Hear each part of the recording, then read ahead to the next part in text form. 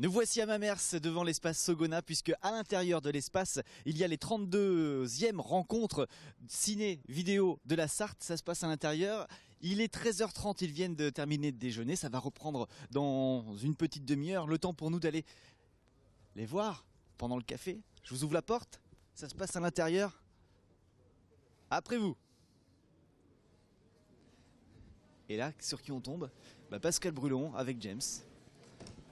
Monsieur Brulon, bonjour. Quelle surprise! Qu'est-ce que vous faites là?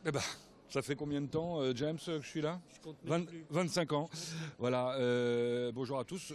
En l'occurrence, on est au 32e rencontre ciné-vidéo de Mamers et j'ai l'honneur et l'avantage de les animer depuis plus de 25 ans. Avec James, évidemment, le fondateur, créateur. Bonjour James. Pas fondateur, créateur, mais repreneur depuis très longtemps aussi. Oui. Le fondateur, il faut le rappeler, c'est Jacques Morisseau avec notre ami Gilles Cousin. Alors, qu'est-ce qui va se passer pour ces 32e rencontres?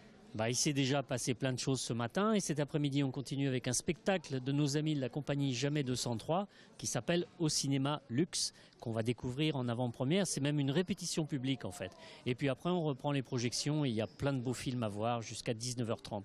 Ils étaient déjà venus il y a quelques années, je me rappelle de les voir là-bas dans le fond en train de filmer un film avec un décor, etc. Oui, ils viennent, à chaque fois qu'ils ont un nouveau spectacle, ils viennent nous voir aux rencontres ciné-vidéo puisque on aime bien mélanger avec ses amis de la compagnie Jamais 203 le spectacle vivant et le cinéma. Alors le cinéma, voilà des acteurs de cinéma que je vous présente. ils sont tout jeunes. Ils sont tout jeunes, mais oui, mais c'est d'excellents acteurs de cinéma. Racontez-nous un peu, venez raconter. Bonjour. Alors, comment s'appelle le film? Anna. Anna. Le film s'appelle Anna ou c'est toi qui s'appelle Anna? Les deux. Ah d'accord, tu t'appelles Anna. Oui. Ils ont fait un film autour de toi. Oui, non, mais moi c'est mon rôle. Ah d'accord, je comprends mieux. Non mais il faut que ça vienne. Et ça raconte quoi alors? Qu'est-ce que ça raconte, ouais? C'est l'histoire de deux garçons qui sont nés en l'an 2000 et ils vont, oui, donc en fait c'est les premiers bébés de l'an 2000 et ils vont.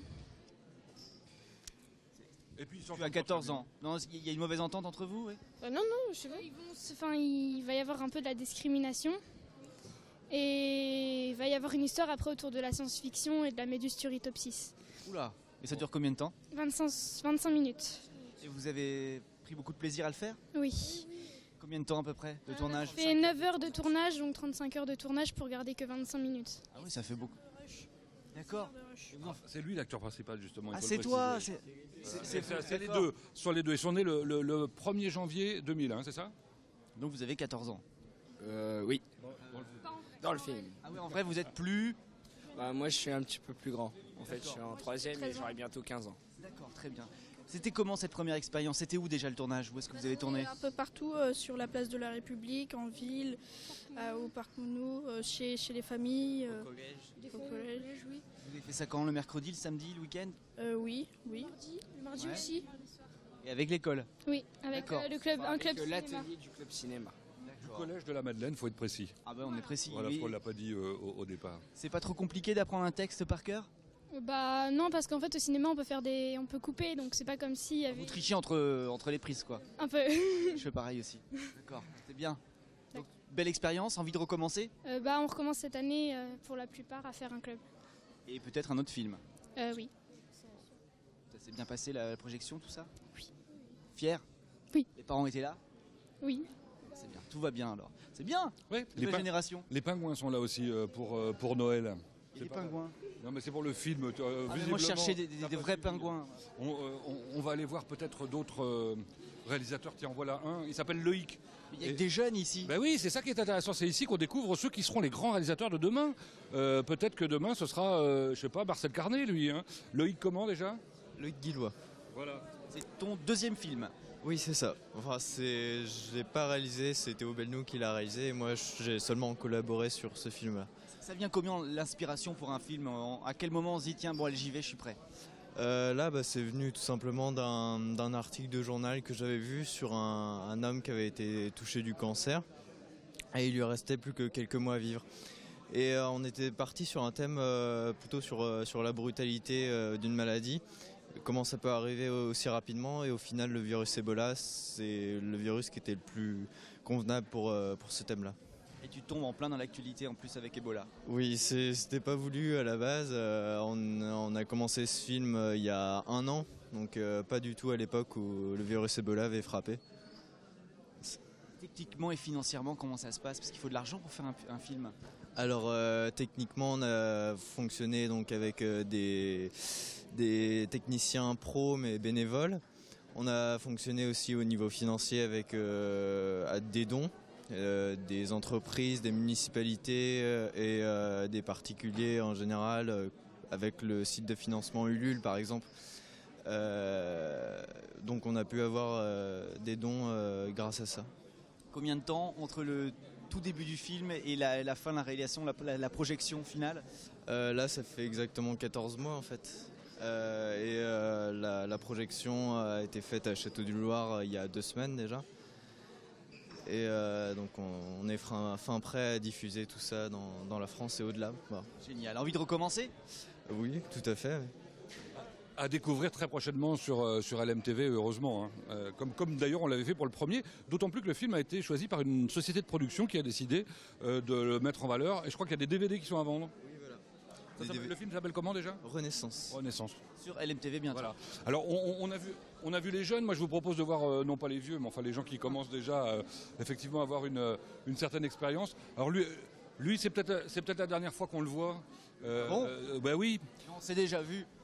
C'est Denis, c'est peut-être la dernière fois qu'on le voit, puisque c'est la retraite dans peu de temps, Denis, c'est ça? Ouais, j'arrête fin juin, mais je présenterai sans doute un film encore l'an prochain, quoi. Ah, quand même. Bon, voilà, alors ça, il fait partie des hommes, ou des femmes, hein, évidemment, importants dans l'éducation nationale, qui donnent envie à des jeunes de s'intéresser à l'image. Et ça se passe dans le cadre du collège, hein, c'est ça? Oui, ouais. Du Petit Versailles. Oui, au collège, on a ce qu'on appelle un atelier cinéma. Donc l'atelier cinéma, alors avant c'était 3 heures par semaine, maintenant c'est 2 heures par semaine. On fait ça donc le vendredi soir de 5 à 7. Et puis on fait d'abord faire le scénario, donc ça prend généralement jusqu'à fin janvier. Ensuite, il y a le repérage, le casting, le découpage par plan, et puis jusqu'au montage, en fait ça nous prend jusqu'à juin, quoi. C'est un super projet pour les enfants. C'est bien. Et puis alors cette année ils ont fait un truc absolument fou. Ça se termine même par des effets spéciaux. Hein. Oui. Non, faut dire que là c'est pas d'une autre fête, mais on est dépassé par les élèves. On a des élèves qui en informatique maintenant sont bien plus forts que nous, enfin que moi en tout cas. Et il nous a fait un montage sympa. On a pris des oiseaux qui volaient, et il a transformé les têtes d'oiseaux en têtes des élèves qui participaient à l'atelier. Génial. Tout ça, c'est grâce à la nouvelle technologie, parce que ça avance tout ça. Voilà. C'est plus la même chose qu'au début. Voilà. Non. Tout va bien. Tout va bien. Heureux de cette projection aujourd'hui. Oui, tout à fait. Merci. Les élèves sont là aussi. Alors justement, celui qui a fait le trucage, il est là, donc ça serait peut-être bien de. Il est dehors. Ah, il est dehors. Oh, moi, je peux aller le chercher. Bon, alors on va voir qui. On va s'il revient. Sandrine à côté. Sandrine qui, merci Denis, qui est à la Flèche également, qui est prof aussi. Et qui fait un travail absolument formidable avec les jeunes fléchois, alors des lycéens essentiellement, hein, c'est ça. Bonjour. Bonjour. Donc, beaucoup de professeurs présents ici. Oui. Vous avez aussi un club de cinéma dans l'école? Pas un club, monsieur, une option. Carrément. Ouais, carrément, une option facultative à la Flèche. Très bien. Et donc des élèves qui vont poursuivre leur chemin un petit peu plus loin après, on espère? Oui, enfin c'est rare en fait. C'est vraiment, je pense, parce qu'ils ont envie de découvrir l'envers de l'image, surtout. Comment ça se fabrique. Et vous, qu'est-ce qui vous a intéressé à l'image? Vous étiez dans le métier avant? Pas du tout. Je suis enseignante de lettres au départ et c'est parce que j'avais des élèves qui ne lisaient pas et qu'en fait j'ai réussi à les amener à la lecture par l'image. C'est bien, ça, c'est une bonne idée. Voilà, ouais, et ça marche vraiment en plus. C'est-à-dire que, en fait, tous les ans, on fait des choses très très littéraires. On lit en fait beaucoup, on s'instruit beaucoup, mais c'est grâce à l'image. En fait, pour moi, c'est vraiment un prétexte au sens littéral du terme. Alors cette année, le projet, c'était quoi? Cette année, ce qu'on a présenté là ou ce qu'on est en train de faire? Les deux. Alors ce qu'on a l'année dernière, ça s'appelle The Blame et le titre c'est pas pour faire anglais parce qu'en fait on n'avait pas de traduction précise en français pour dire la même chose que la faute, mais la vraie faute quoi, la faute au sens quoi voilà. Non, la faute au sens où on est puni quoi. D'accord. On a commis voilà.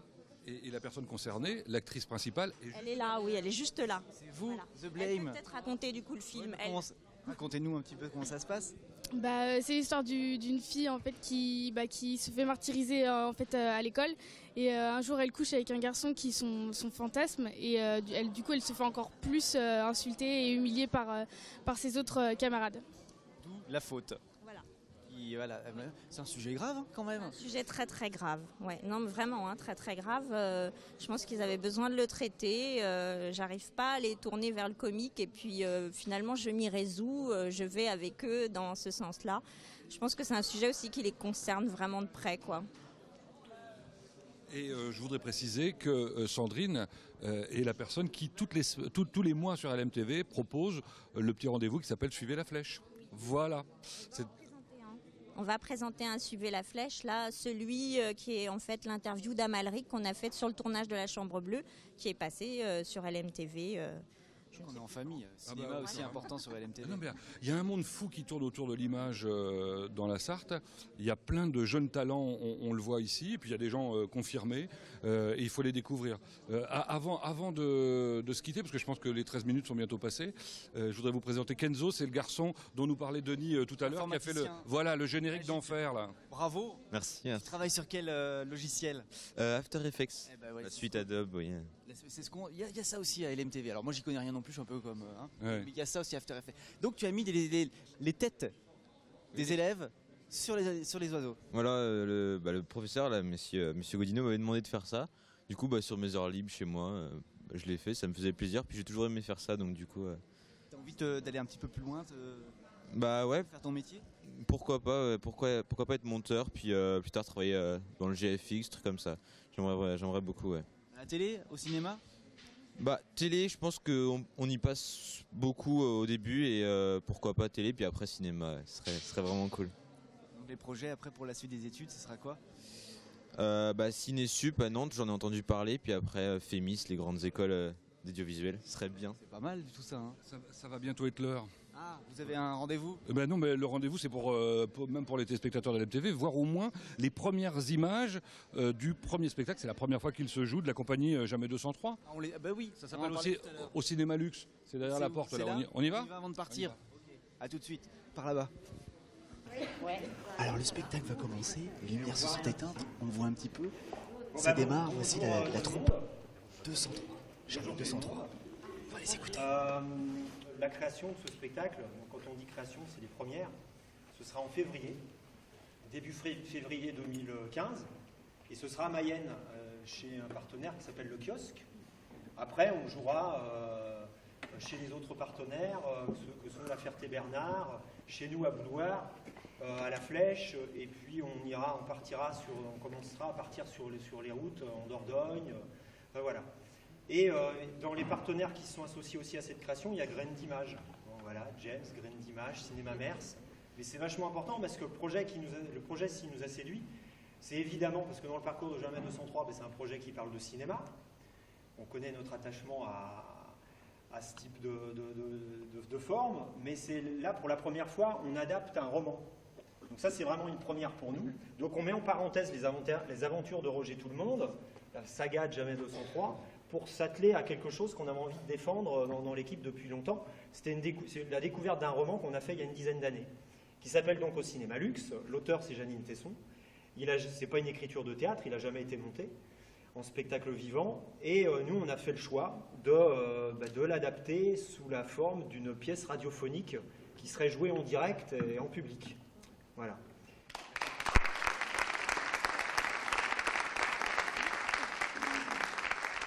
Vous êtes toujours à l'écoute de votre radio locale préférée sur la bande FM.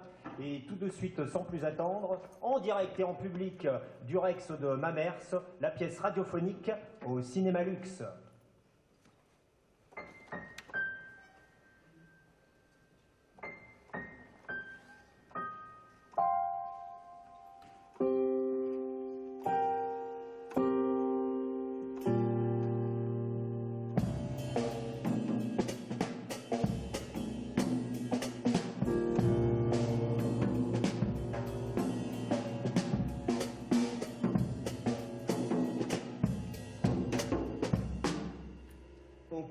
passer devant sans le voir. Ou le prendre pour un restaurant chinois avec ses belles lumières rouges.